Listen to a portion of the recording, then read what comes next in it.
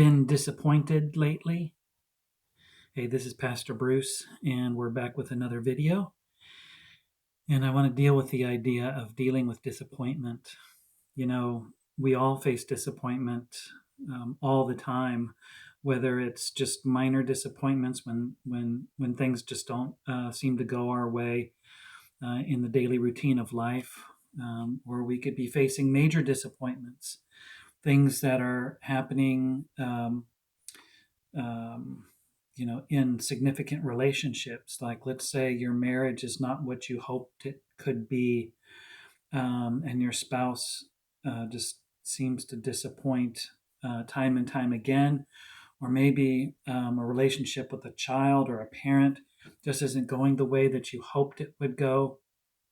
Maybe it's a job situation that isn't working out the way you long for it to work out. Um, all these things can be very disappointing and debilitating when it goes on and on. Perhaps you're suffering from some sort of chronic illness or chronic pain.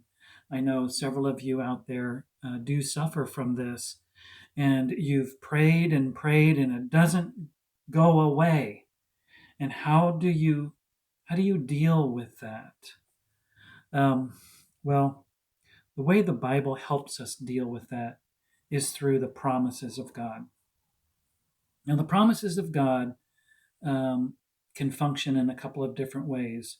In one way, they are like a light at the end of the tunnel.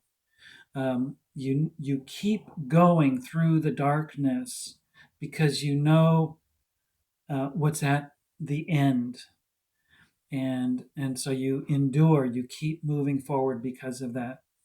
And in another sense, and in other ways, depending on the promise, a promise has a very now sort of an effect.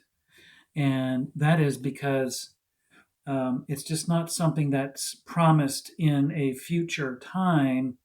It's certain promises are promised right now if we align ourselves with a certain condition. So I want to take a look at one of those today in thinking about dealing with disappointment. And really, this is dealing with all suffering. So take a look at this.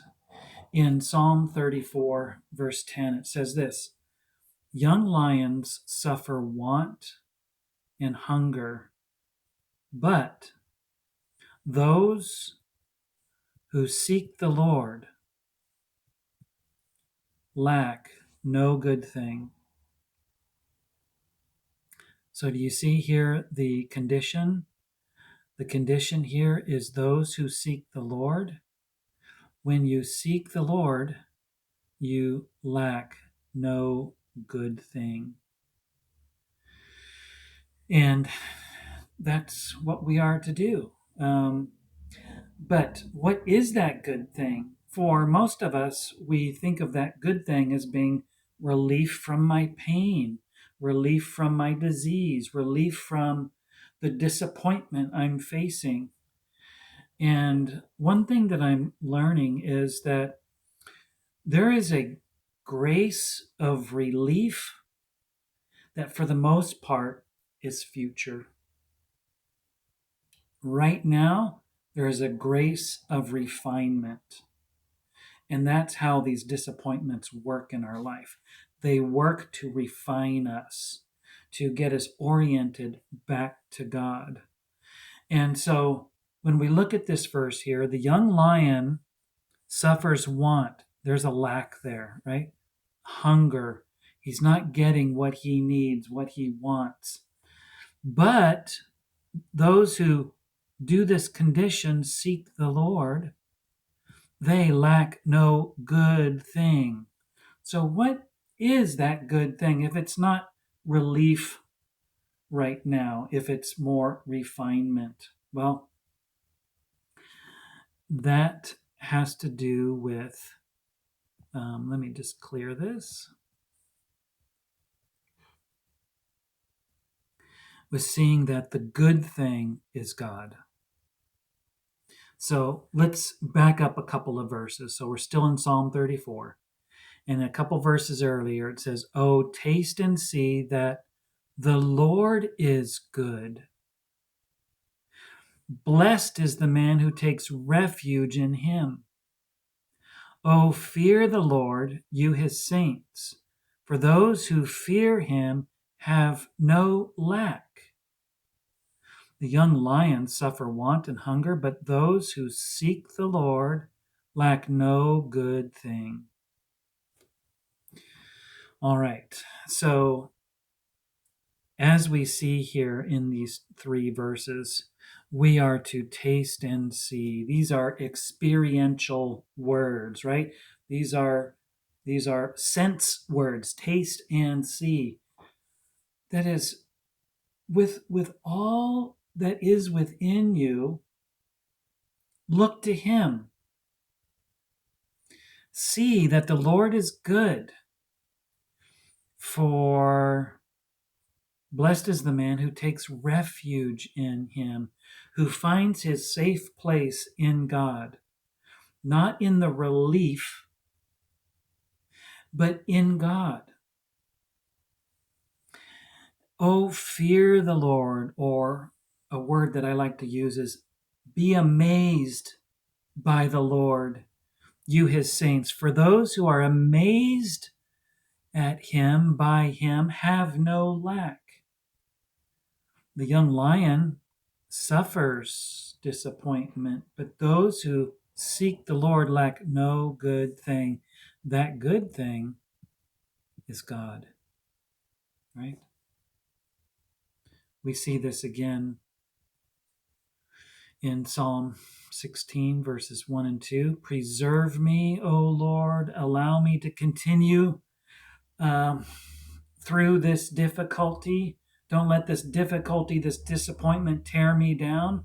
Preserve me, O God, for in you I take refuge. There's that same idea of seeing God as our safe place. I say to the Lord, you are my Lord. I have no good apart from you. This is really what I think he means by taking refuge in him, is seeing that there is no good apart from God. God is our good. We look to him as our good. I have no good apart from him. You are my Lord.